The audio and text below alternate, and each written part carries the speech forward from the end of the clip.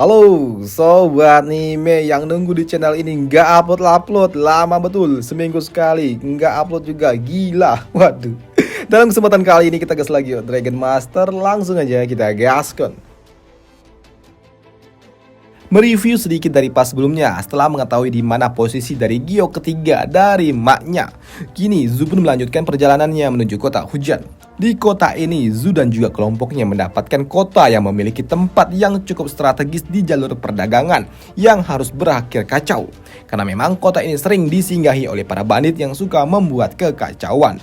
Di tempat ini juga, Zu dan juga kelompoknya yang sedang santuy-santuy doi pun harus dirusuhi oleh kedatangan sekelompok orang yang mengenakan pakaian perang yang meminta agar Zu dan juga kelompoknya untuk segera pergi dari tempat ini.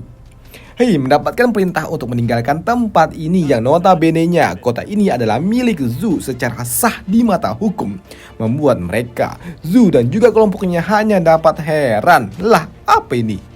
Tapi kesalahpahaman itu pun dapat sedikit reda ketika seorang pria yang bernama Hu Chong ini datang. Doi berujar kalau ia dan juga saudarinya ini tidak bermaksud untuk mengusir Zu dan juga kelompoknya. Tapi karena memang tempat yang disinggahi oleh Zu dan juga kelompoknya ini dulu adalah bekas reruntuhan milik rumahnya. Dan tujuannya ia datang ke tempat ini untuk kembali membangun tanah ini. Hei, mendengar itu mendapatkan protes dari gadis Persik. Doi tidak terima diusir karena pada dasarnya di sini Zu dan juga kelompoknya duluan lah yang tiba di tempat ini sebelum mereka datang. Ya, hal itu pun dibenarkannya. Maka dari itu, untuk mengusir Zu dan juga kelompoknya pergi, di sini gadis berbaju perang ini pun memberikan setumpuk koin sebagai biaya kompensasi agar Zu dan juga kelompoknya pergi dari tanah ini. Tapi mendapatkan perilaku yang seperti itu membuat gadis Persik itu tersinggung. Doi tidak terima hanya karena dihargai sekantong emas yang memang nggak seberapa. Karena secara hukum dan juga sah, seluruh kota ini, setiap inci dari tanah ini adalah milik kami. Maka dari itu kalianlah yang harus pergi. Ya, kami memiliki akta kota ini, ucap dari gadis Persik ini. Hei, mendengar itu tentu saja membuat mereka cukup terkejut. Karena memang sejatinya kota ini telah dijual sejak dulu. Maka dari itu mereka menduga kalau apa yang dikatakan oleh gadis Persik ini hanyalah kebohongan belaka untuk menipu mereka. Tapi begitu Zu mengeluarkan surat akte tanah dan juga berujar kalau mereka berasal dari ibu kota kekaisaran, serta bertanya apakah memang mereka tinggal di tempat ini sebelumnya, ya, membuat pria ini berujar kalau kota ini dulu dibangun oleh ayahnya. Namun sayangnya ayahnya juga harus berurusan dengan para naga-naga kacau. Dan pertempuran itu juga menimbulkan suatu sensasi perhatian dari pihak kerajaan. Dan ternyata hal itu juga dibenarkan oleh bocah Wu. Doi berujar kalau ia pernah mendengar kalau kota ini dulunya dibangun oleh seorang pria tua yang bermarga Hu. Dan itu juga dibenarkan oleh mereka ini. Karena pria bermarga Hu itu adalah ayahnya. Dan ia adalah anak yang bernama Hu Chong. Dan juga adik perempuannya yang bernama Hu Bailing. Bocah Chong ini juga berujar kalau mereka adalah pewaris kota ini secara sah. Tapi sayangnya ada juga berbagai macam alasan yang membuat ayahnya harus menjual kota ini ke Akademi Shenfan. Dan seharusnya akta kota ini yang ada di tempat ini di Akademi Shenfan, dan kenapa bisa ada di tangan Zu. Dan ia juga meminta kepada Zu agar Zu dapat memperlihatkan isi akta itu. Karena ia juga ingin tahu, ingin melihatnya, karena memang seharusnya akta yang asli ada tanda tangan dari bapaknya. Ya, di sini Zu pun juga tidak masalah dengan hal itu. Dan begitu akta itu dilihat, sungguh terkejutnya mereka. Karena ternyata benar, ada tanda tangan bapaknya di surat itu. Selain itu juga, akta ini juga telah dikonfirmasi oleh pihak dinasti atau kerajaan. Melihat ekspresi mereka membuat gadis Persik itu pun mengejek abang ade itu. Dan untuk Zu, doi ternyata tidak keberatan jika mereka memang masih ingin tinggal di tempat ini. Tapi di sini sayangnya pria Hu ini berujar kalau akte kota itu sepertinya sudah tidak berpengaruh lagi. Karena memang di kota ini sungguh sangat berbahaya, brutal, bahkan lebih jauh dari apa yang seharusnya dipikirkan oleh Zu. Hei, membuat Zu yang mendengar itu ia meminta penjelasan kepada pria Hu itu tentang apa yang terjadi di kota ini. Ya, tapi sebelum ia menceritakan tentang apa yang terjadi dengan kota ini, di sini bocah Hu ini pun meminta kepada Zu, kenapa Zu tidak menjual akte itu kepada dirinya aja. Karena memang sejatinya dulu kota ini adalah milik mereka, dan ia serta adiknya juga telah merekrut banyak sekali pasukan selama beberapa tahun untuk mencoba kembali merebut kota ini. Hei, kau ingin merebut kota ini hanya dengan 200 orang? Bukankah ini mustahil? Ucap gadis Persik. Tidak, Itu tidak mustahil karena memang 200 orang ini adalah orang-orang terpilih, pasukan elit. Dan dengan adanya cadangan makanan serta pakaian, dan yang terpenting adalah rencana tempur yang telah kami siapkan, kami berencana untuk merebut kota ini dan seharusnya itu cukup. Mendengar itu membuat Zhu pun bertanya, jika ingin menjadi penguasa dari kota, maka mereka harus memiliki akte kota dan juga segel penguasa. Maka dari itu, bagaimana caranya agar kau mendapatkan benda itu? Ya, itu simple. Karena sejatinya setelah mendapatkan posisi dari penguasa kota, mereka hanya perlu bertahan selama 1 bulan, dan jika dalam 1 bulan mereka dapat bertahan, maka ia akan mendapatkan segel itu dari Akademi Shenhuan. Karena memang tujuan Zhu hanya untuk mendapatkan segel dari penguasa kota dan tidak berniat untuk menjadi bupati di kota ini, maka dari itu Zhu ia berniat untuk bekerja sama dengan para bocah-bocah Hu ini. Mendengar kalau Zhu ingin bekerja sama, di sini bocah Hu itu tidak keberatan jika memang Zhu hanya ingin segel penguasa kota. Maka dari itu, untuk memulai aliansi ini, di sini bocah Hu ingin agar Zhu mau menyerahkan akte tanah itu sebagai bukti aliansi mereka. Karena di sini bocah Hu ingin membangun kembali pasukan yang ada di bawah kepemimpinannya.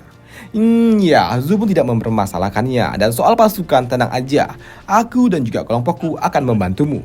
Karena aku dan juga kelompokku adalah seorang Dragon Master. Hei, kalian cuma berlima, ucap bocah Hu. Tidak, kami bertujuh, sambut dari Zhu. Dan di sini Zhu juga berujar dan ia kembali mengajak bocah itu untuk menyatukan kekuatannya untuk mengusir para pengganggu yang ada di kota ini. Ya, awalnya di sini bocah Hu sedikit ragu mengingat Zhu hanya terdiri dari kelompok kecil yang terlihat B aja. Tapi ya karena memang tujuan mereka sama, di sini bocah Hu itu tidak keberatan untuk menyatukan kekuatan untuk mengusir para penjahat dari kota ini. Yang pada akhirnya mereka berdua pun setuju untuk membentuk aliansi. Dan pada malam harinya, di sini Zhu dan juga kelompok mereka semua akhirnya barbekyuan. Dan melihat bocah Wu yang terlihat murung membuat Zhu pun bertanya, kenapa? Kenapa mereka terlihat murung? Apakah mereka khawatir dengan kondisi kota hujan ini? Ya, hal itu pun dibenarkan oleh gadis pink ini. Doi berujar kalau kota hujan ini sungguh sangat berantakan karena kota ini penuh dengan para bandit. Di mana para bandit-bandit itu juga bukanlah bandit sembarangan. Mereka akan menyotorkan hasil rampokan mereka kepada para tentara yang akan membuat para bandit itu semakin kuat karena mereka memiliki backingan dari para tentara kerajaan. Dan itu akan membuat kota hujan ini semakin buruk. Mendengar situasi yang pelik itu membuat Zhu pun berujar kalau ia tidak begitu pandai dalam hal seperti ini. Dan seharusnya jika ada Yunzi bersama mereka, seharusnya di sini Yunzi pasti akan memiliki solusi yang tepat untuk kota hujan ini. Tapi tiba-tiba saja di sini Garishi pun berujar kalau ia memiliki solusi. Ia hanya perlu meminta dekret dari kerajaan kalau semua tentara yang ada di kota hujan ini akan dianggap musuh dan harus dibantai kecuali tentara dari keluarga Hu. Dan mendengar itu, di sini Zhu pun tahu kalau ini bukanlah Shi, karena memang dari nada bicaranya yang cukup tegas ini serta jiwa kepemimpinan yang kuat, menyadarkan Zhu kalau ini pasti adalah Yunzi. Di sini Yunzi pun juga berujar kalau untuk menaklukkan kota ini sebenarnya cukup mudah, karena setelah mereka meminta dekret dari kekaisaran, mereka hanya perlu membunuh para bandit yang memang menduduki kota ini dan hantam semua para kampret-kampret yang ada dan ciptakanlah suatu ilusi yang sangat ketat, dan itu akan membuat para tentara yang tidak ingin berkonfrontasi langsung dengan Zhu, mereka pasti akan pergi dari kota ini. Ya, itu adalah ide yang cukup bagus, ucap bocah Hu. Sedangkan untuk Zhu, Doi pun juga tidak peduli dengan rencana itu karena baginya Doi pun lebih fokus kepada Yunzi yang dapat bangkit dan bertanya bagaimana kondisi gadis cantik Yunzi. Ya, di sini Yunzi pun berujar kalau ia baik-baik aja, Doi hanya sedikit kelelahan aja. Ya, karena Yunzi berujar kalau ia cukup lelah membuat Zhu pun ingin mengantarnya beristirahat. Melihat Zhu yang tadinya biasa aja dan tiba-tiba menjadi super duper care, membuat kedua bersaudara ini cukup heran lah. Ternyata mereka ini pasangan. Setelahnya, Zhu pun dan juga Yunzi kini mereka berdua berjalan menelusuri kota menuju penginapan. Di sini Yunzi pun berujar kalau kota ini memang terlihat sungguh sangat sepi, tapi memang pemandangannya cukup indah. Dan jika dibangun ulang, ini akan sungguh sangat mantap. Ya, karena Yunzi menyukai kota ini, maka dari itu Zhu pun ingin Yunzi menandakan tempat mana yang ingin ia datangi dan ingin ia dapatkan agar dirinya dapat mengurusnya nanti. Tapi di sini ketika peta itu dibuka oleh Yunzi, ternyata gadis cantik ini malah memberi tanda posisi di kota Miao. Yang membuat Zhu pun berpikir apakah gadis cantik ini masih memikirkan tentang apa yang terjadi di kota itu dengan Selirwen. Ditambah ketika gadis cantik ini berujar kalau di dunia ini tidak ada yang abadi, dan ia juga tidak menyukai perasaan itu. Yang membuat Zubun yang mendengar itu meminta maaf karena doi harus ikut ke dalam event perekrutan menantu beberapa waktu lalu di kota Miao. Tidak, aku tidak peduli, ucap dari Yunzi, yang membuat Zubun yang mendengarnya sedikit bingung.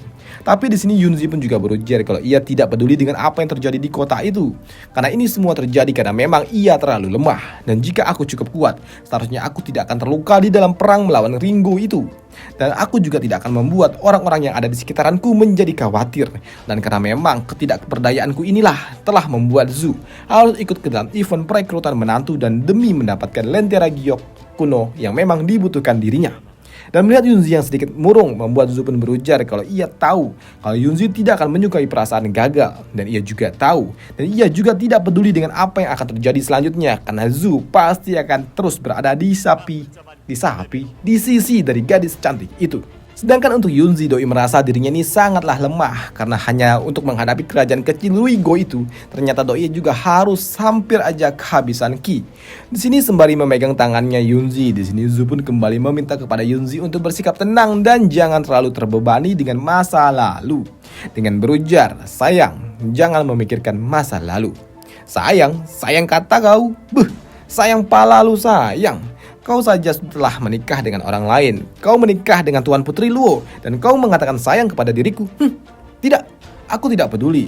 Aku tidak peduli dengan Tuan Putri Luo karena bagiku kau adalah wanitaku, ucap dari Zu. Dan melihat Yunzi yang terus-terusan menyinggung soal apa yang terjadi di kota Miao, membuat Zu pun berpikir, hilih, ternyata gadis cantik ini masih memikirkan tentang apa yang terjadi di kota Miao.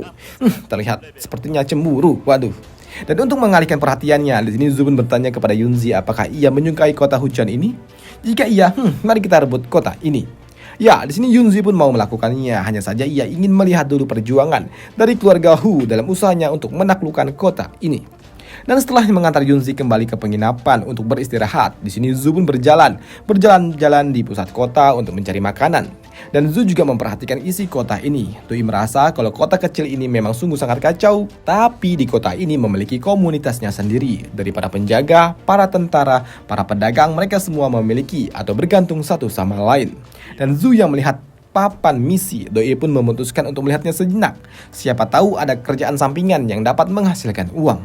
Dan sini Zu pun yang sedang memilih-milih misi tentang misi apa yang akan ia ambil, ternyata doi cukup terkejut dengan sesuatu yang sungguh tidak asing, yaitu adalah poster buronan wajahnya. Ya, melihat poster dirinya membuat Zu pun sungguh sangat senang karena ternyata wajah yang ada di poster itu ternyata memang terlihat sungguh sangat mirip dengan wajah aslinya. Tapi itu juga menyadarkan Zu tentang apa yang telah dilakukan oleh Slirwen, sungguh sangat menyebalkan, yang membuat dirinya kini harus menjadi seorang buronan. Dan melihat ada poster Zu di papan misi membuat para bandit-bandit yang ada di kota ini, mereka ingin menangkap Zu untuk mendapatkan hadiah bounty. Tapi melihat bounty yang hanya dihargai 3 juta keping emas membuat Zu pun merasa kalau dirinya sungguh sangat terguncang. Murah sekali harga diriku. Tapi di sini untuk menakut-nakuti para bandit, doi berujar kalau ia memiliki bounty seharga 3 juta keping emas, yang artinya aku ini cukup jago untuk berkelahi, maka dari itu jangan macam-macam.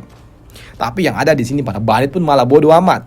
Mereka akan bekerja sama untuk menangkap Zu dan membagi hasil hadiah bounty itu sama rata ketika mereka berhasil menangkap Zu.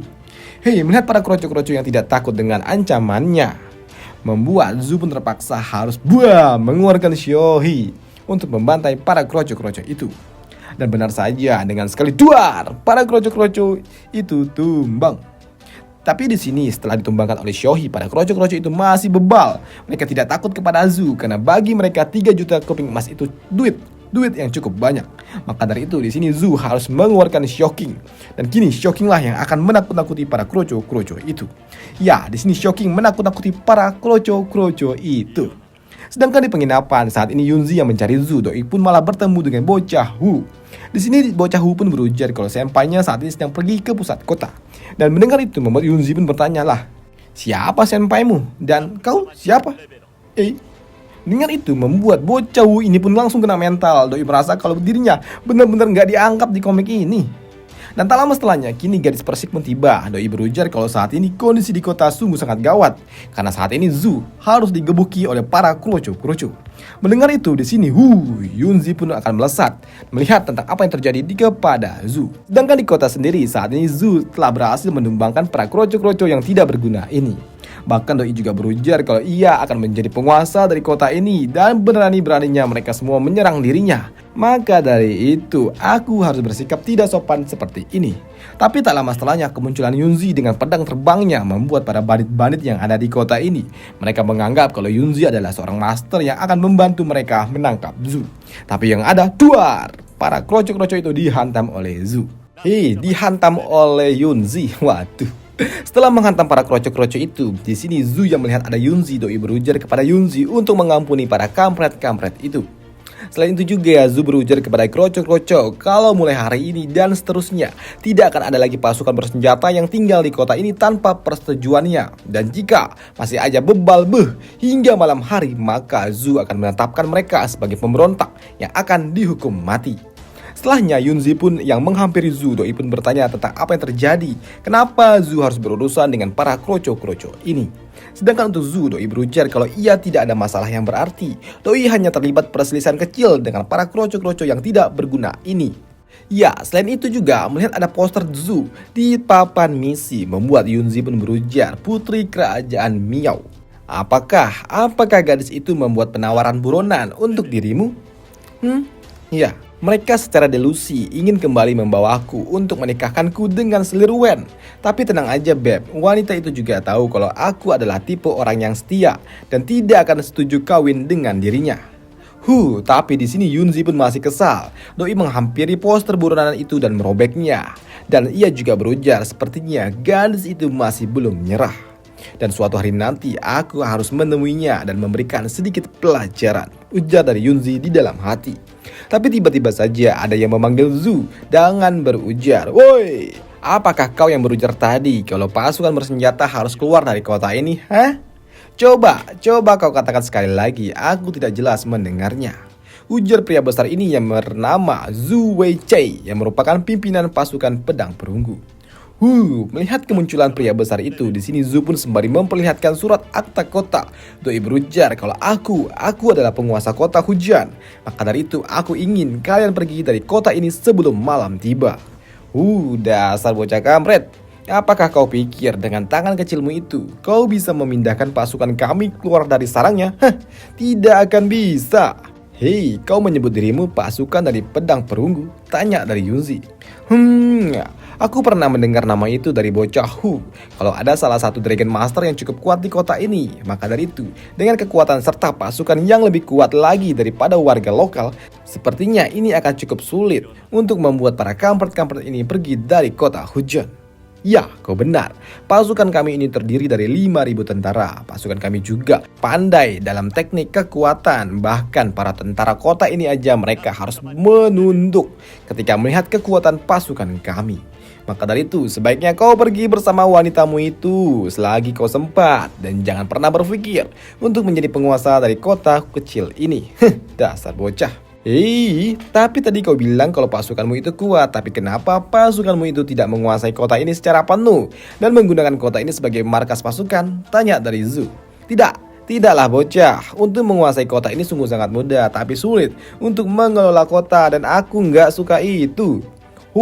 Kalau kau tidak tertarik untuk menguasai kota, lantas kenapa kau ingin tetap di tempat ini, di sekitaran di kota ini dan menolak untuk pergi dari tempat ini? Tanya dari Zhu.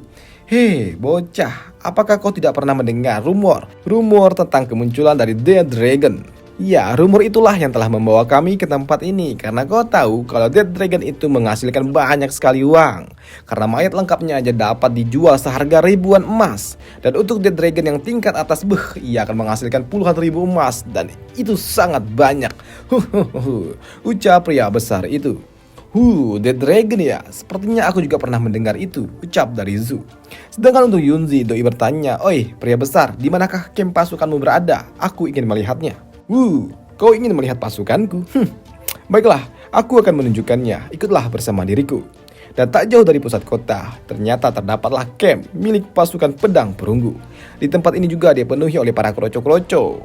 Hei, melihat pasukan itu membuat Zubin bertanya, kalau di sini dipenuhi oleh para ahli pedang dan tidak ada satupun Dragon Master yang terlihat di tempat ini.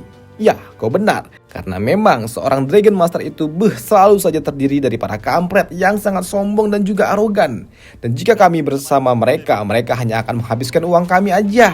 Karena mereka sangat mahal. Maka dari itu, jika aku memiliki banyak uang, aku akan menggunakan uang itu untuk lebih banyak merekrut orang-orang biasa yang dapat aku latih menjadi pasukan berpedang.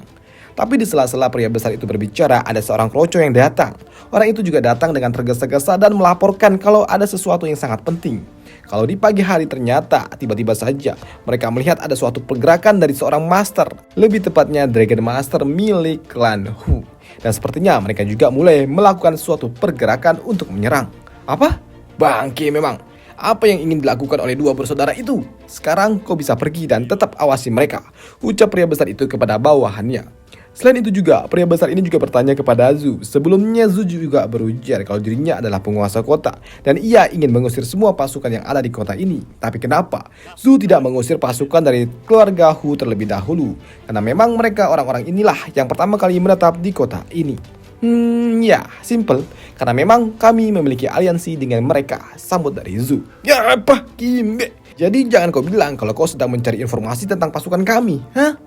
Hei ya, kau tidak sepenuhnya salah sih, tapi ya kan yang membawa kami ke tempatmu ini kan kau sendiri, bah. Sambut dari Zu.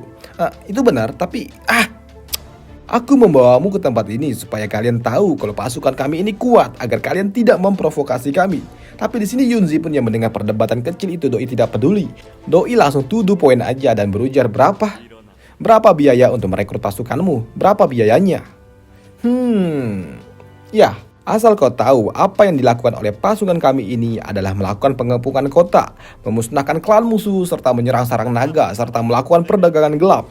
Pasukan kami ini bukanlah pasukan yang digunakan untuk menjaga seorang bayi, ucap pria besar ini. Berapa? Berapa biayanya? Tanya dari Yunzi. Hei, melihat Yunzi yang langsung bertanya demikian membuat Zu pun berpikir, apakah Yunzi ingin memperkerjakan pasukan ini, pasukan pria pedang perunggu ini sebagai mercenary? Sedangkan untuk pria besar ini, Doi berujar kalau biaya menyewa mereka itu tidaklah murah, mulai dari 1,5 juta keping emas sebagai biaya deposito. Dan untuk misi-misi tertentu akan dikenakan biaya tambahan tergantung dari tingkat bahaya dari misi itu sendiri. Sedangkan untuk Zu, Doi pun masih berpikir kalau memang aliansi mereka dengan klan Hu itu hanya bersikap kooperatif dan tidak sepenuhnya mereka berada di bawah kendali diriku. Dan dengan tidak adanya pasukan yang bekerja di bawahnya secara langsung, ini akan menyulitkan bagi Zu untuk mengusir pasukan campuran yang masih ada di kota ini. Dan rencana Yunzi untuk menyewa pasukan ini sebagai mercenary ini adalah sungguh rencana yang sangat cerdas. Sedangkan untuk Yunzi, Doi berujar 1,5 juta keping emas untuk menyewa pasukan ini.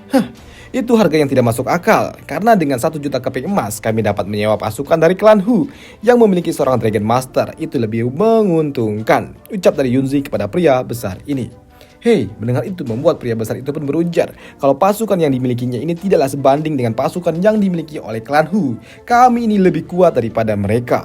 Ya, terserahmu lah. 1 juta keping emas kau bisa bersama kami dan tinggal di tempat ini serta mengikuti perintahku, atau kemasi semua barang-barangmu dan pergi dari kota ini. Karena saat malam tiba, semua yang ada di kota ini akan berada di bawah kendaliku, termasuk nyawamu itu. Hei, mendapatkan tawaran dari Yunzi yang memang lebih murah daripada yang ia minta membuat pria besar ini pun sempat berpikir. Doi pun tahu kalau menunggu Dead Dragon itu di tempat ini tidak memberikan kepastian soal uang. Maka dari itu ya udahlah, yang pasti-pasti aja lah. Maka dari itu deal 1 juta keping emas. Ya, 1 juta keping emas. Dan untuk Zu yang melihat Yunzi berhasil mendapatkan kekuatan baru untuk membantu mereka hanya dengan 1 juta keping emas, membuat Zu pun berpikir kalau ternyata Yunzi ini memang cerdas dalam hal militer. Dan setelahnya Zu pun kembali ke kota Hujan. Dan setibanya di kota itu, Zu pun juga meletakkan selebaran yang bertulisan untuk mengusir para kampret-kampret bersenjata dari kota ini. Dan orang-orang yang melihat dekret itu mengira kalau ini adalah ulah dari seseorang yang bernama Tihanan. Di sini para kroco-kroco ini juga berujar kalau dekret ini hanya akan membawa dampak buruk baru bagi Hanan itu sendiri. Dan mereka juga menantikan apa yang akan didapatkan oleh bocah itu nanti. Sedangkan untuk Zu yang ada di antara para kroco-kroco, Doi pun juga begitu puas setelah ia menempelkan dekret itu dan akan memberikan suatu pertunjukan nanti. Pertunjukan yang sangat menarik nantinya. Tapi para kroco-kroco yang ada di tempat ini juga berujar kalau mereka tidak akan yakin kalau seorang bocah yang mengaku sebagai penguasa kota ini dapat bertahan lebih dari 1 malam. Karena memang tidaklah mudah, tidaklah mungkin bagi mereka dapat mengusir para bandit-bandit serta pasukan militer yang telah ada di kota ini sejak lama. Selain itu juga, para kroco ini juga mendengar kabar kalau keluarga Hu telah kembali dan menduga kalau sepertinya keluarga Hu lah yang ada kaitannya dengan dekret ini juga. Sedangkan untuk Zhu yang ada di dekat kota atau di dekat kerumunan ini, Doi melihat ada sekelompok pria datang membawa hasil buruan. Doi menghampirinya dan bertanya, mau dijual kemanakah hasil buruan ini? Daging ini tidak dijual, tapi daging ini akan diberikan kepada para tentara Lu Ying untuk mereka makan, ucap pria itu. Mendengar itu membuat Zhu pun berujar kalau daging ini bukan untuk dijual, maka daging itu tidak perlu dikirimkan kepada para tentara itu. Mendengar apa yang dikatakan oleh Zhu yang tidak masuk akal membuat pria tua itu pun bertanya apakah Zhu ini berasal dari luar kota. Ya, hal itu pun dibenarkan oleh Zhu. Dan ia juga bertanya bagaimana bisa Pak tua ini tahu kalau ia bukan berasal dari kota ini. Simple. Karena kau tidak tahu aturan dari kota ini, karena memang di kota ini tidak ada aturan. Maka dari itu, orang-orang yang ada di kota ini tidak akan pernah menghabiskan uang mereka untuk membeli daging. Mereka yang berkuasa di kota ini akan mengambil barang-barang yang mereka mau secara paksa, ujar Pak Tua itu, yang bernama Pak Tua Huang. Ya, Pak Tua ini adalah seorang pemburu biasa. Pak Tua ini juga berujar kalau para tentara kerajaan Lu Ying bukanlah orang-orang baik. Dan jika mereka tidak mengirimkan daging untuk makan malam, mereka semua, para tentara-tentara itu bakalan ngamuk dan juga mulai membantai orang-orang. Pak Tua, kau tidak perlu khawatir dengan mereka, karena aku telah memerintahkan orang-orangku untuk menghancurkan mereka. Dan untuk memimpin mereka, ia akan dipenggal nanti malam di alun-alun kota. Bocah, hati-hati lu dalam berbicara, kau bisa mati nanti. Hati-hati ya. Oi bocah, berasal dari mana kau? Tanya pemburu lainnya. Santai aja Pak Tua, aku ini adalah Zhu Mingang. Dan dekret pembantaian itu akulah yang mengeluarkannya, ujar Zhu dengan bangganya. Sedangkan untuk para pemburu ini, mereka pun bodoh amat lah. Sepertinya bocah ini benar-benar sedang halu di siang bolong. Tapi tiba-tiba saja ada seseorang yang datang dan berteriak, yang berujar kalau saat ini semua pasukan kerajaan Lu Ying telah mati. Semuanya telah mati, ujar pria lainnya yang baru saja datang itu. Mendengar berita itu membuat paman pemburu ini pun langsung berlutut. Doi tidak menduga kalau ternyata bocah yang ada di depannya ini benar-benar penguasa kota yang baru. Dan ia juga memohon maaf karena tidak mengenali Zhu. Pak Tua Huang ini juga terus-terusan memohon ampun untuk nyawanya. Sedangkan untuk Zhu, Doi pun tidak peduli. Doi malah fokus kepada daging hasil buruan dari Pak Tua itu, karena ia ingin membelinya. Dan karena Zhu adalah pemimpin baru dari kota ini, Pak Tua ini pun akan memberikan Zhu daging ini sebagai hadiah. Tapi sebagai pimpinan baru dari kota ini, Zhu pun tidak mau menerima hadiah gratifikasi. Doi akan membelinya demi untuk memulihkan roda perekonomian kota ini. Ya, di sini Zhu pun berlagak sebagai pimpinan kota yang adil dan juga anti KKN. Waduh. Ya, karena Zhu menolak untuk menerima secara cuma-cuma, maka dari itu di sini para pemburu tua itu pun menjual daging ini dengan diskon 50%, yang artinya Zhu ia hanya perlu membayar 80 keping emas aja. Tapi Zhu yang mendengar itu, Doi pun shock. Kimbe, ini pemalakan. Dan benar saja ketika Zhu kembali ke penginapan, Doi pun kena semprot oleh gadis Persik. Doi berujar dengan 80 keping emas, Zhu dapat membangun sebuah peternakan kambing yang ada di kota Zulong. Lah ini 80 keping emas hanya untuk 1 ekor daging babi. Ini gila. Tapi di sini Zhu pun juga berujar kalau di kota ini daging itu sangatlah langka. Jadi ya wajarlah inflasi harga daging sangatlah tinggi. Tapi tetap aja hal itu tidak dapat diterima oleh gadis Persik ini. Karena 1 ekor babi ini tidak akan cukup untuk mereka makan. Apalagi buat Xiaohi. Ini tidak akan cukup. Tapi di sini Zhu pun juga berujar kalau ia beli daging ini untuk mereka makan, bukan untuk Xiaohi. Lantas bagaimana untuk Xiaohi? Karena sejak ia berevolusi, ia membutuhkan banyak sekali daging. Dan di sini Zhu yang melihat ada bocah Hu di dekatnya, Doi pun memiliki suatu ide. Ya, di sini Zhu pun memanggil bocah itu dengan nama lengkapnya, yaitu Wu Yi. Kemarilah. Mendengar ada yang memanggil namanya dengan lengkap membuat bocah Hu itu pun begitu bahagia, yang pada akhirnya ia merasa kalau dirinya ini diakui di komik ini. Di sini Zhu pun dengan dalih kalau bocah ini masih butuh pelatihan. Maka dari itu di sini untuk melatihnya, Zhu mau agar bocah Hu ini pergi berburu dan bawakan daging sebanyak mungkin. Semakin banyak maka semakin baik. Dan ia akan pergi ditemani oleh gadis Persik. Dan untuk memberikan sedikit motivasi berlatih, Zhu meminta agar bocah itu memotong daging-daging itu sesuai dengan arahan dari gadis Persik. Dan itu harus akurat. Iya, di sini bocah Hu ini pun sangat senang. Ia merasa dibutuhkan dan dianggap kalau di komik ini ia ada. Doi begitu senang dan ia mengira kalau ini adalah instruksi langsung dari senpai. Ini adalah bentuk pelatihan yang akan membuat dirinya menjadi seorang master pedang terhebat dari sekte Yaoshan di masa depan. Padahal yang sebenarnya, Zu hanya ingin bocah Wu ini pergi mencari makan untuk Xiaohi. Hingga pada malam harinya, kini Zu dan juga Yunzi yang sedang party barbecue, dan ketika Zu ingin menunjukkan hasil atau skill membakar daging miliknya kepada Yunzi, tiba-tiba saja mereka berdua dikejutkan dengan kedatangan sekelompok kampret berkuda. Ya, kelompok berkuda itu pun dipimpin oleh seorang kampret yang bernama Shu Tong yang merupakan jenderal pasukan Kem Long. Ya, mereka datang ke tempat ini karena mereka ingin Zu dan juga kelompoknya untuk segera pergi angkat kaki dari kota ini. Sedangkan untuk Zu, Doi berpikir bukankah ia telah meminta agar bocah Wu dan juga kelompoknya, kelompok pedang perunggu untuk segera membereskan para kampret-kampret yang tidak patuh ini. Dan kenapa bisa ada para kampret yang lolos dan kini malah mencoba mengusir dirinya bersama Yunzi. Tapi di sini Zu pun juga bertanya siapakah para kampret-kampret ini dan apa tujuan mereka datang ke tempat ini. Ya, si kampret ini berujar kalau Zu bahkan tidak mengenali mereka yang berasal dari Kem Long Ma dan berani-beraninya Zu mendiami kota ini. Selain itu juga, si kampret ini juga berujar kalau kota ini ada di bawah kekuasaan dari Kem Long Ma. Dan berani-beraninya Zu memberikan suatu dekret kepada mereka. Dan ini sungguh benar-benar menguji kesabaranku, ujar si kampret itu dengan kesalnya.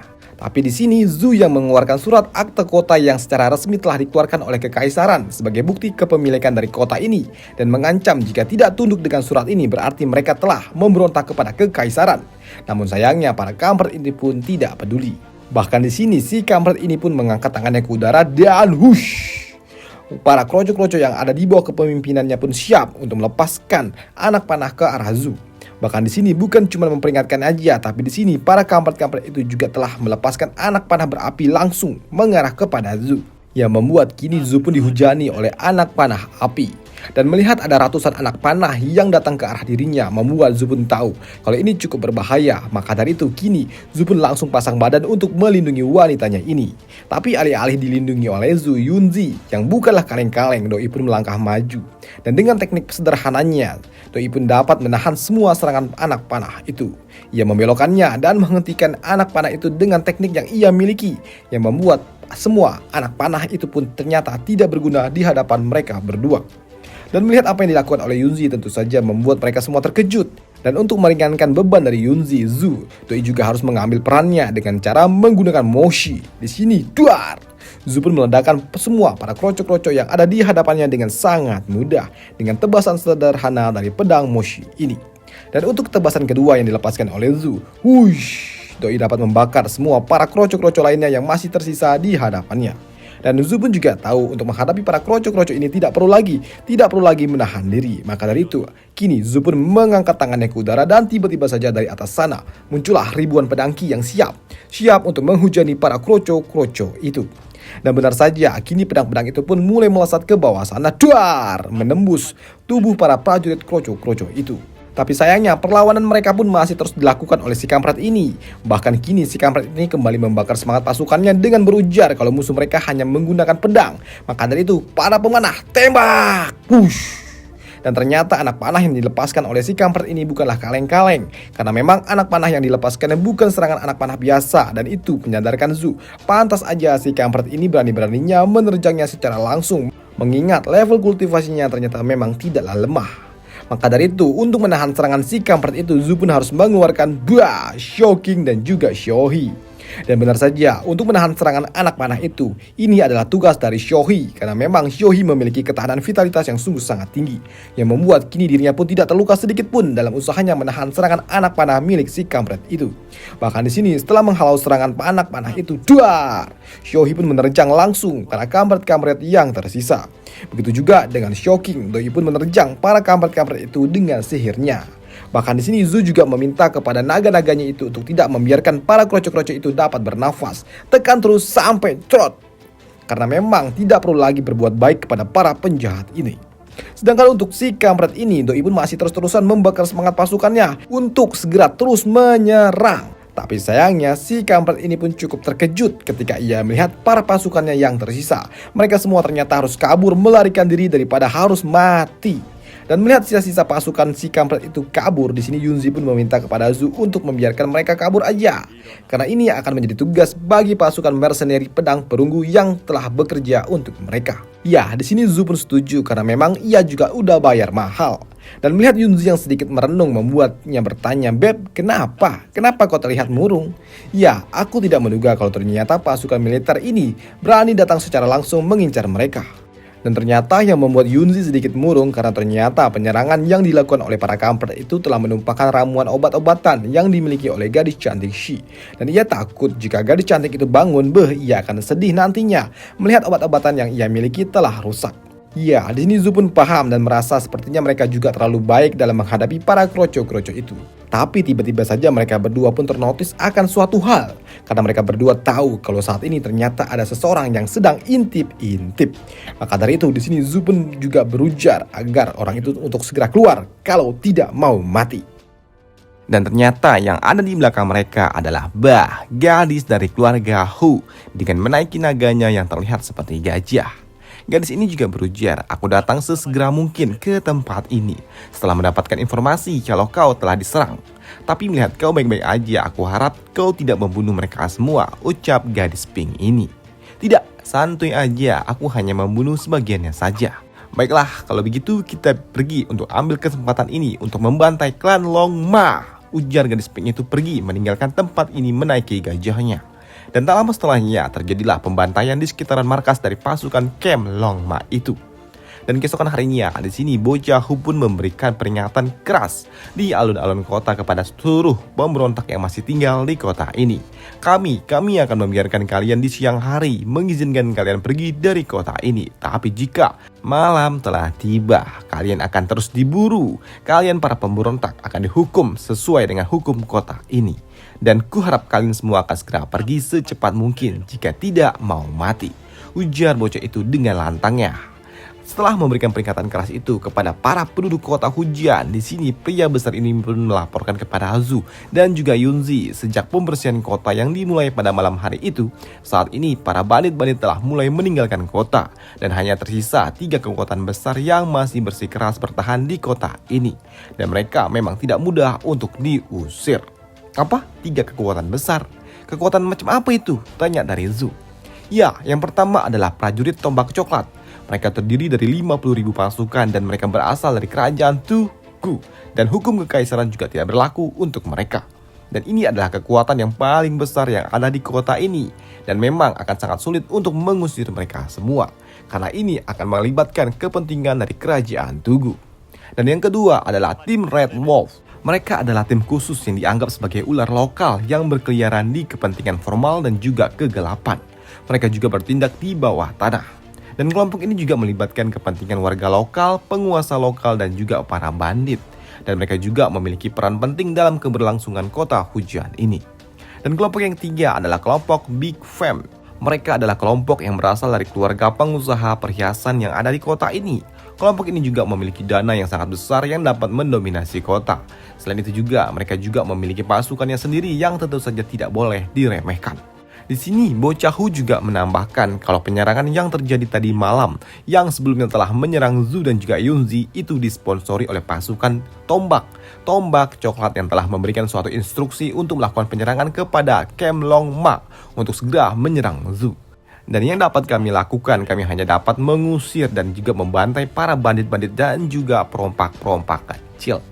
Mendengar adanya 3 kekuatan besar yang mengkontrol kota hujan ini membuat Yunzi pun berujar kalau 3 kekuatan itu tidak boleh ada di kota hujan ini. Maka dari itu, langkah awal yang akan kita lakukan adalah mengubah kepemilikan dari kota hujan ini terlebih dahulu. Ya, kau benar, tapi untuk mengubah kepemilikan suatu kota kita harus menduduki kota ini selama 1 bulan dulu. Ya, tanya bocah Hu ini.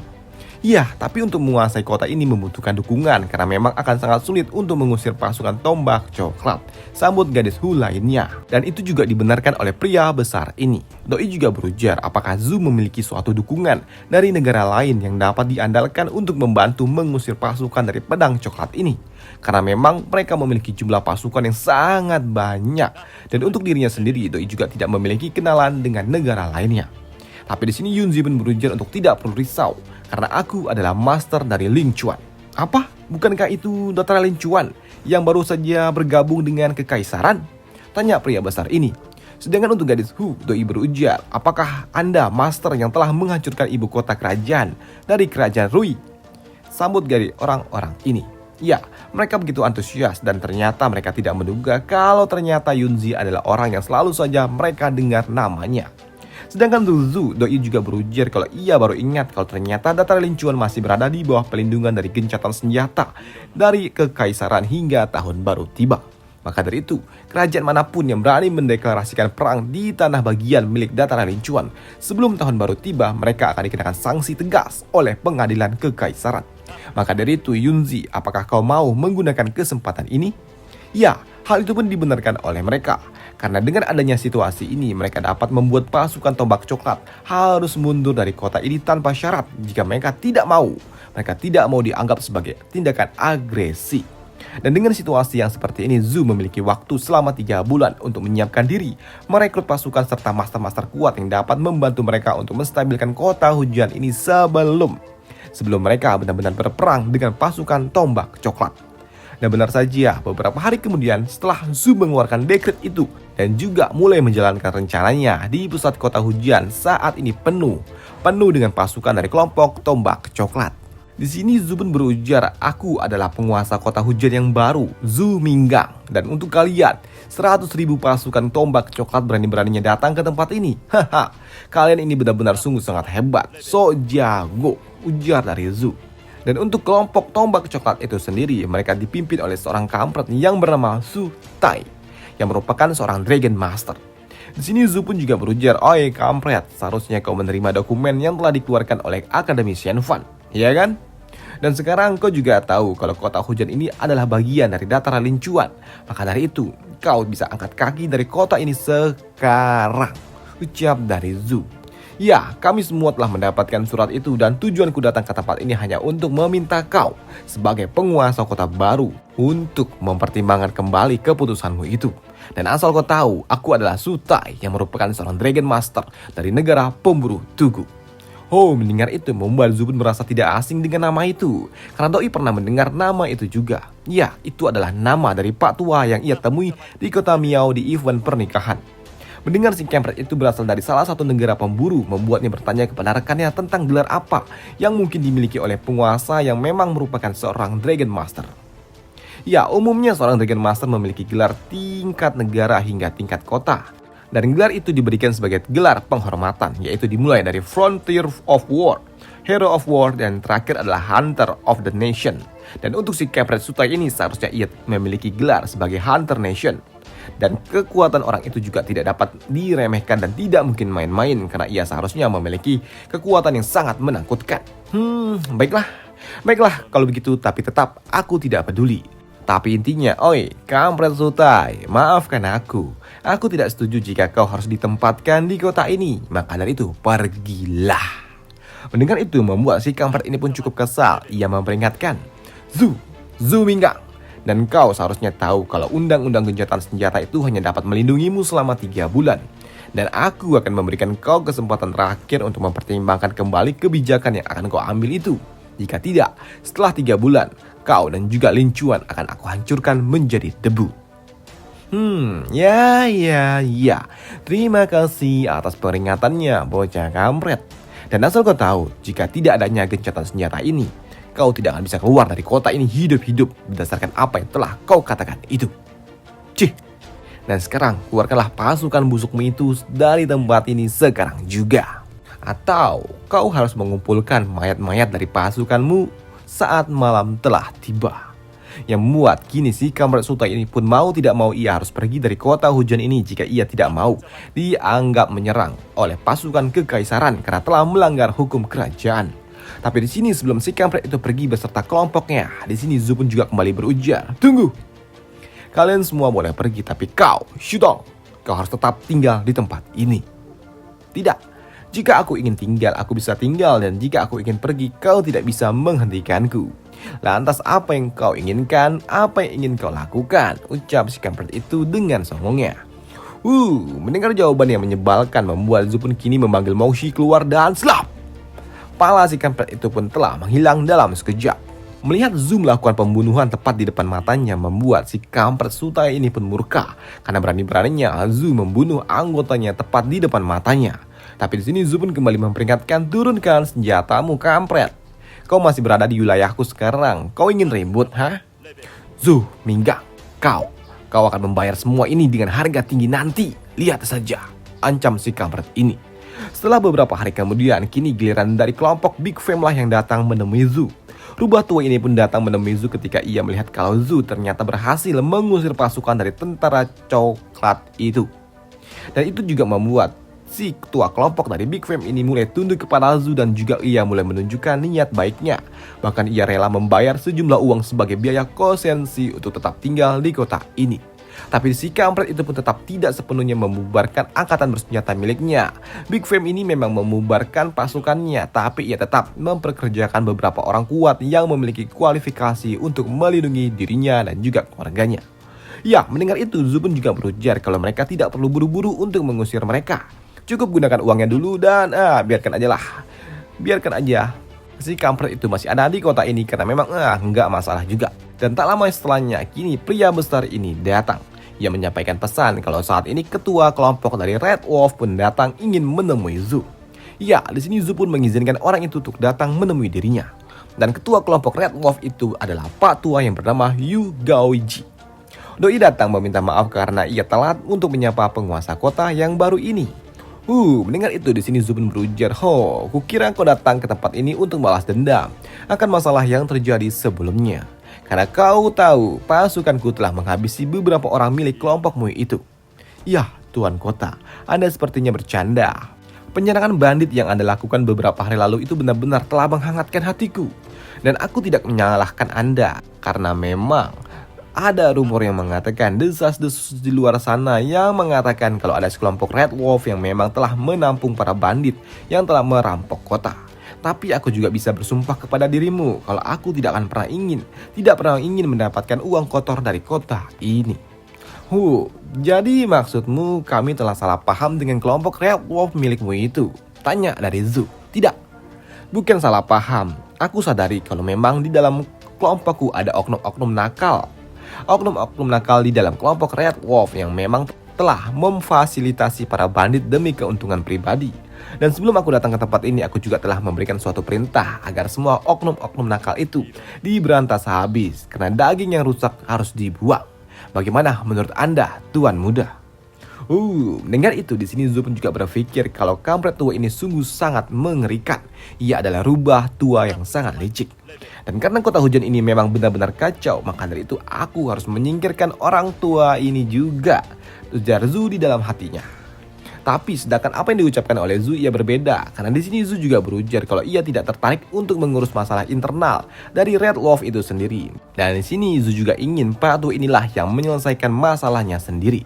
Ya, di sini Pak Tua ini pun paham dan ia juga berujar kalau ia dan juga kelompoknya ingin berubah ke arah yang lebih baik. Dan Pak Tua ini juga berujar kalau kelompok Red Wolf miliknya ini terdiri dari orang-orang yang tidak memiliki tempat untuk tinggal dan orang-orang yang penuh dengan masalah. Serta mereka juga datang dari berbagai macam negara, tapi tidak ada negara manapun yang akan menerima mereka. Kau telah kehabisan tempat untuk tinggal hingga pada akhirnya kau menemukan kota hujan ini, bukan? Tanya dari Zhu. Iya, Anda benar, Tuan Kota. Aku tahu kalau Anda tidak akan mengizinkan pasir masuk ke dalam mata. Maka dari itu, kami Red Wolf akan melakukan pembasmian para bandit yang ada di kota ini. Demi dapat tetap tinggal di tempat ini. Bahkan jika kami harus membunuh naga sekalipun, kami tetap akan melakukannya demi dapat berdampingan di kota hujan ini. Baiklah, aku paham maksudmu. Baiklah, aku akan menunggu aksi apa yang akan kau lakukan. Dan aku harap kau tidak lagi memiliki trik-trik aneh yang benar-benar merugikan masyarakat. Ucap dari Zhu memperingatkan pimpinan dari Red Wolf ini. Baiklah, saya akan membuktikannya, sambut dari pimpinan Red Wolf itu. Dan setelahnya, Pak Tua itu pun pergi meninggalkan Zhu. Dan kepergian Pak Tua itu juga menandakan kalau saat ini angkatan bersenjata yang ada di kota hujan ini pada dasarnya telah tenang untuk beberapa saat. Dan dalam 1 bulan kemudian mereka seharusnya telah mendapatkan segel kota atas hak atas kota ini. Selain itu juga di sini Ling Xia pun yang bersama Zhu Doi berpikir kalau ia menyukai suasana yang ada di kota ini. Ya, tepatnya iklimnya lah. Dan karena ada waktu senggang, di sini Zhu pun juga ingin mengajak Lingsha dan juga Yunzi untuk pergi melihat papan misi yang ada di pusat kota, dan mungkin saja mereka bisa mendapatkan misi yang cukup menarik. Ya, di sini Lingsha pun setuju karena memang akhir-akhir ini suasana kota juga tidak enak, bau darah di mana-mana. Maka dari itu ada baiknya pergi keluar untuk mencari udara segar. Setelahnya, kini Zhu beserta ciwi-ciwinya ini pun pergi ke pusat kota untuk melihat papan misi, dan ia menemukan suatu selebaran yang cukup menarik perhatiannya yang terjadi di kota Lihuakou. Di tempat itu juga Zhu pun mendengar kalau misi itu terlalu berbahaya. Hingga kini para perakyat jelata yang ada di tempat ini dan serta para petualang tidak ada satupun yang berani mengambil misi itu. Dan itu juga membuat Zhu pun menjadi penasaran. Misi apaan tuh? Dimana harga hadiahnya juga cukup lumayan. Dan di sini ada juga seorang pria yang menjelaskan kalau saat ini di kota Lihuakou itu telah muncul banyak sekali undead dragon, dan mereka juga memburu para manusia untuk dimakan. Maka dari itu di sini tidak ada yang berani untuk menerima misi berbahaya itu. Ya, undead dragon ini yang dimaksud pria besar dari pedang perunggu itu loh. Tapi Bang Jack bilang sebelumnya itu dead dragon, sebenarnya itu undead dragon. Waduh. Oke, lanjut. Selain itu, di sini gadis persik ini juga berujar kepada Zhu kalau sebelumnya ia juga mendapatkan atau mendengar suatu perdebatan kecil antara keluarga Hu bersaudara, yang membuat Zhu pun bertanya, perdebatan apa antu? Ya, tampaknya Hu Bailing atau si gadis rambut pink itu ingin membawa pasukan untuk memburu undead dragon. Tapi di sisi lain, Hu Chong tidak mengizinkannya karena memang mereka harus menjaga kota. Mendengar itu, di sini Zhu pun berujar kalau begitu seharusnya Hu Bailing tahu tentang undead dragon ini. Maka dari itu aku akan menerima misi kali ini. Ujar dari Zhu dengan songongnya. Dan di sini Zhu juga ingin meminta bantuan dari Hu Bailing untuk memimpin jalan untuk dirinya membantai para undead dragon itu. Maka dari itu pada siang harinya kini Zhu dan juga kelompoknya pergi menaiki Shouking. Mereka pergi berjalan-jalan sembari bersenda gurau yang membuat di sini bocah Hu ini pun begitu kesal. Oi, kalian ini mau tarung atau mau bercewek? Selain itu juga di sini Zhu juga meminta informasi lebih tentang undead dragon yang menjadi incaran mereka saat ini kepada bocah Hu itu. Yang membuat bocah Hu ini pun menjelaskan kalau undead dragon itu bersembunyi di kota Lihuakou. Padahal sebelumnya mereka lah yang telah menyerang kota hujan. Mendengar itu membuat Zhu pun bertanya, memangnya apa yang istimewa dengan kota itu? Sampai-sampai undead dragon bersembunyi di kota itu. Ya, kau benar, ada sesuatu yang menarik di kota itu. Karena memang di kota itu penuh dengan kristal air. Maka dari itu mereka menyukai tempat itu. Selain itu juga di kota itu dipenuhi oleh suku kuno. Dan uniknya di tempat itu juga banyak sekali gua dan juga sungai yang sangat-sangat banyak. Selain itu di tempat itu juga penuh dengan iblis. Jadi berapa banyak sih populasi warga yang ada di daerah itu? Tanya dari Zhu. Ya sekitar 10.000 orang lah, dan mereka juga terdiri dari 7 desa besar dan juga ratusan desa kecil. Selain itu juga di sini bocah Hu ini pun berujar kalau memang penduduk daerah itu secara individu mereka cukup kuat, tapi tetap saja mereka tidak dapat melindungi diri mereka sendiri dari undead dragon, dan seharusnya sudah ada ribuan korban jatuh dalam peristiwa ini. Dan tak lama setelahnya mereka pun akhirnya melanjutkan perjalanan dengan cara berjalan kaki, dan itu sungguh sangat jauh dan juga melelahkan. Mereka harus melintasi hutan yang penuh dengan jurang-jurang yang sangat seram serta rumit, dan jika tidak berhati-hati mereka dapat menyasar. Dan sangat wajar dengan kontur yang seperti ini, daerah ini tidak dijamah oleh pasukan kerajaan. Dan setibanya mereka di dekat desa terluar, mereka berhadapan dengan tembok kayu yang sangat besar. Dan di atas sana mereka juga bertemu dengan seorang penjaga yang bertanya, siapa kalian? Ya, kami berasal dari kota hujan dan kamilah yang telah menerima misi pesan yang telah kalian kirimkan. Baiklah, tunggu sebentar, kami akan membukakannya. Kalian harus cepat-cepat masuk karena undead dragon sedang mengawasi, ujar penjaga itu dari atas sana. Mendengar itu membuat Zhu pun merasa sedikit heran karena ia telah berjalan kaki cukup lama tapi ia tidak merasakan adanya naga di sekitarannya. Bahkan Zhu juga tidak merasakan ada iblis ataupun roh. Ia juga tidak merasakan adanya makhluk-makhluk aneh selain dirinya dan juga kelompoknya. Bahkan ini terlalu sunyi, pikir dari Zhu. Tapi tiba-tiba saja Zhu pun ternotis kalau ini terlalu janggal. Ia merasa kalau tempat ini terlalu sunyi, karena memang seharusnya ini terjadi akibat para iblis-iblis kecil menyadari kalau ada makhluk yang lebih berbahaya lagi, hingga membuat mereka tidak berani untuk keluar.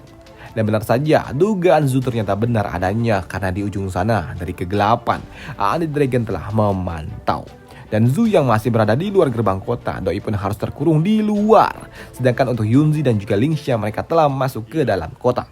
Dan itu juga membuat gadis persik ini pun berujar kalau anggota kelompok mereka masih tersisa satu orang di luar sana. Tapi di sini penjaga ini pun beralasan kalau ia harus segera menutup gerbang kota dan meminta kepada gadis persik untuk tidak perlu risau karena ia akan menyelamatkan Zhu. Sedangkan untuk Lingxia, Doi berujar kenapa para penjaga ini terlalu tergesa-gesa dalam menutup gerbang kota, padahal naga itu masih terlalu jauh dari gerbang desa. Ya, para penjaga ini pun beralasan kalau nafas dari Dead Dragon itu pun beracun dan memang tidak berbahaya sih bagi manusia, tapi tetap aja itu dapat mencemari sumber air yang ada di desa ini. Dan untuk gerbang desa sendiri memang terbuat dari kayu khusus yang dapat menahan napas naga itu, dan jika napas itu dibiarkan masuk melalui celah-celah gerbang, bisa-bisa seluruh warga mati tanpa adanya sumber air untuk mereka. Ya, karena airnya bakal terkontaminasi. Sedangkan untuk Zhu, Doi pun santuy aja. Oi, santuy aja. Aku juga mau bermain-main sebentar. Melihat Zhu yang tenang membuat bocah Hu ini pun berujar untuk tidak perlu turun tangan, tidak perlu untuk menyelamatkan Zhu karena ia adalah penguasa kota dan ia sungguh sangat kuat. Ujar gadis Hu ini.